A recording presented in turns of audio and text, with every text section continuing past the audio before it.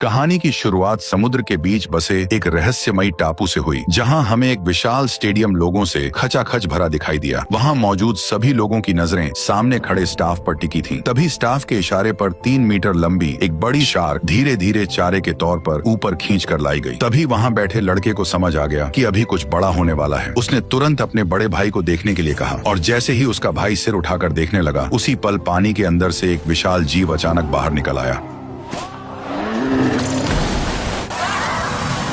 ठीक उसी पल देखने वाला प्लेटफॉर्म अचानक धीरे धीरे नीचे जमीन के अंदर उतरने लगा। दरअसल यहाँ एक और भी ज्यादा खतरनाक शो उनका इंतजार कर रहा था। जैसे ही प्लेटफॉर्म नीचे पहुंचा, तब वही विशाल जीव अब बिल्कुल सामने साफ दिखाई देने लगा, जिससे वहां मौजूद लोगों की एक्साइटमेंट और बढ़ गई। तभी जोरदार तालियों के बीच उस बड़े से जीव ने, जिसका नाम मोसासॉरस था, एक ही झटके में शार्क को पूरा निगल लिया। दरअसल भविष्य की दुनिया में एक टेक कंपनी ने जीन टेक्नोलॉजी की मदद से डायनासोरों को दोबारा जिंदा कर दिया था और पैसा कमाने के लिए उन्होंने पूरा एक आइलैंड खरीद लिया था। फिर सारे डायनासोर उसी आइलैंड पर रखे गए और उसी जगह को जुरासिक वर्ल्ड पार्क में बदल दिया गया। डायनासोरों की वजह से यह आइलैंड बहुत जल्दी दुनिया का सबसे बड़ा टूरिस्ट स्पॉट बन गया। हर साल यहाँ छुट्टियां मनाने आने वाले लोगों की संख्या करोड़ों में पहुंच गई। लेकिन 20 साल तक सब सुरक्षित चलने के बाद डायनासोर लोगों के लिए बिल्कुल चिड़ियाघर के हाथियों जैसे हो गए, जिससे अब लोगों को उनमें पहले जैसा इंटरेस्ट नहीं रहा। इसलिए गिरती कमाई और बढ़ते खर्च को रोकने के लिए डॉक्टर वू की टीम ने अलग अलग जानवरों के जीन मिलाकर एक नया मॉन्स्टर डायनासोर बनाया, जिसका बेहद सीधा और डरावना नाम इंडोमिनस रेक्स रखा गया, जिसे लोगों का इंटरेस्ट बढ़ाने के लिए तैयार किया गया था। लेकिन किसी को अंदाजा नहीं था कि यही डायनासोर पूरे पार्क के लिए सबसे बड़ी मुसीबत बनने वाला है। उसी समय पार्क का मालिक इंडोमिनस रेक्स को देखने पहुंचा। तब पता चला कि यह डायनासोर उम्मीद से ज्यादा बड़ा और बेहद चालाक है, जो कई बार कांच तोड़कर भागने की कोशिश कर चुका है। उसकी खतरनाक समझ देखकर मालिक घबरा गया और सिक्योरिटी चेक के लिए रिटायर हो चुके नेवी ट्रेनर ओवेन को बुलाया। दरअसल ओवेन पहले नेवी में काम कर चुका था और रिटायर होने के बाद उसे यहाँ डायनासोर को ट्रेन करने की जिम्मेदारी दी गई थी। इस समय वह रैप्टर एरिया में काम कर रहा था, जहाँ वो नेवी ट्रेनिंग में सीखे एक्सपीरियंस से रैप्टरों को कंट्रोल करने की कोशिश कर रहा था। और हैरानी की बात यह थी कि वो उन खतरनाक रैप्टरों को कंट्रोल कर पा रहा था। लेकिन तभी एक हादसा हो गया। जब नया फीडर एक छोटे सुअर को पकड़ने की कोशिश कर रहा था, उसी दौरान एक रैप्टर ने उसे झपटकर सीधे जू के अंदर खींच लिया और अगले ही पल वहाँ मौजूद सभी रैप्टरों का ध्यान उसी कर्मचारी पर टिक गया। और अब हालात ऐसे बन गए कि वह किसी भी पल रैप्टरों का शिकार बन सकता था। तभी खतरे की उस घड़ी में ओवेन ने तुरंत जू का गेट खोल दिया और तेजी से अंदर दौड़कर उस नए कर्मचारी के सामने खड़ा हो गया और रैप्टरों को पीछे हटने के लिए लगातार कमांड देने लगा।